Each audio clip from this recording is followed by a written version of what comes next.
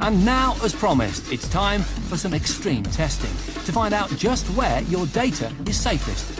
What's the closest you can get to your own personal black box? The contenders are the old-school floppy disk, a compact disk, a DVD, a USB memory stick, a multimedia card, and a state-of-the-art 90-gig removable hard drive. The data each device will carry throughout our tests is a photograph of itself, and every now and then we'll be dragging the photo off each device to make sure we can still see it.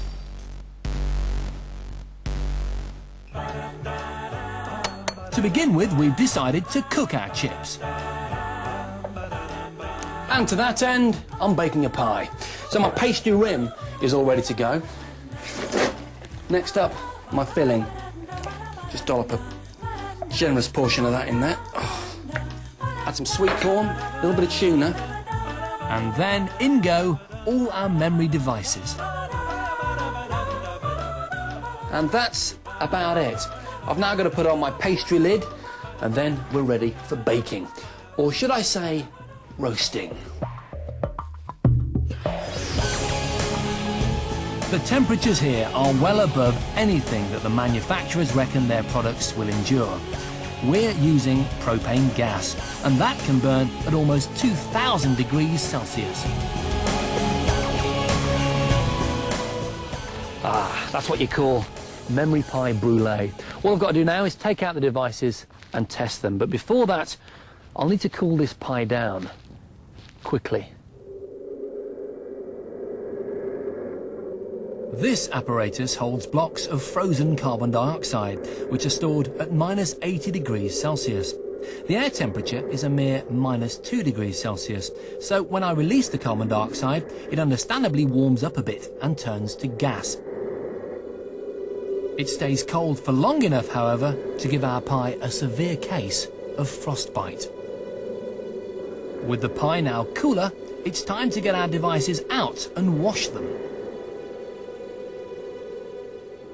And to rinse them off, the next of my culinary creations, a punch of all the liquids that your devices might accidentally come into contact with. We'll start off with cola. I've slopped this stuff on several bits of my kit. Nice generous helping. Look at that, beautiful. Okay, next up, we could have gone for wine, but instead we've gone for the more acidy vinegar. Plenty of vinegar in there. Oh, splendid. And if there's one liquid that you want to make sure your devices never get anywhere near, it's salt water. So, plenty of salt in there too. Go. Beautiful. Okay, I think that's just about ready. A quick stir, and all I've got to do now is retrieve my devices from the pie. Oh. None of our test items are waterproof, but all contain some metal parts, and that can mean corrosion. The corrosion takes place as the metal reacts with the oxygen in the liquids. Salt or sodium chloride accelerates this process, as do high levels of acidity, as are found in cola and vinegar. Having rinsed and dried our devices, it's time to see if the digital photos stored on them have survived. I'll start off by testing the floppy disk. I haven't got very high hopes for this because even now there's moisture seeping from its pores. Also, the spring mechanism has come off in the pie, which doesn't bode well. That doesn't sound healthy at all. Nevertheless, I'm still going to try and access it. Go on! Whatever I tried, it was hopeless. Poor little floppy disk, I think it's bitten the dust. One down, several more to go. Next up, the compact disc. Remember, each device holds a photograph of itself, and that's what we want to see. Yes! Success breeds success, and despite having water trapped between its layers, the DVD worked easily. It's clear, as did the multimedia card. Fantastic. And the USB memory stick. Fantastic. All that was left was the most expensive and most complex of our gadgets, the £150 removable hard drive. Can you hear that? It's making some weird gravelly noise. Doesn't sound right at all. It's sort of struggling to open. Try again. Having taken it out and given it a bit of a clean... See, there's loads of gunk in there. I tried again, and... Bit of light. Oh, hang on. It might have worked. Yes! That's fantastic. It took about 5 minutes and a couple of little impromptu cleaning sessions, but it's actually worked. That's fantastic. So, amazingly, all but the floppy was still working. Time to get more brutal then. Slowly, that's it. Next up, we wanted to test just how much pressure our survivors could take. And so, we ran them over. Very slightly to the left. In a Land Rover. Good. Good. Twice. Oh! Good work, Graham. Let's go and check.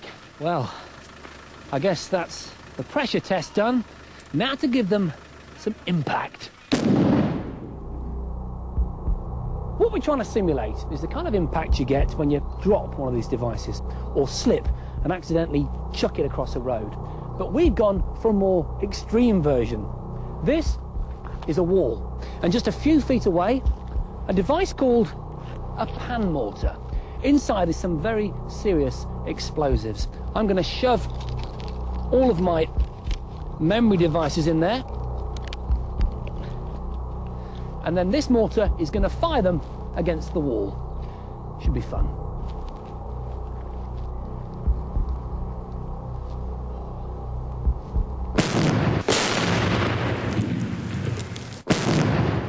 Well, it certainly makes good telly. But I think we might have overdone the explosives just a bit. For a good couple of hours, the whole team searched for our devices. The DVD and CD had disintegrated completely. The hard disk had shattered, leaving just a twisted case, as had the memory card. We did find the innards of our USB memory stick, but just look at it. Surely no data could have survived that. Or could it? This is On-Track Data Recovery, and they specialise in retrieving vital data from damaged storage media. And astoundingly, they seemed hopeful of getting something out of our USB stick. After hours of work, nothing. But these guys weren't going to give up that easily.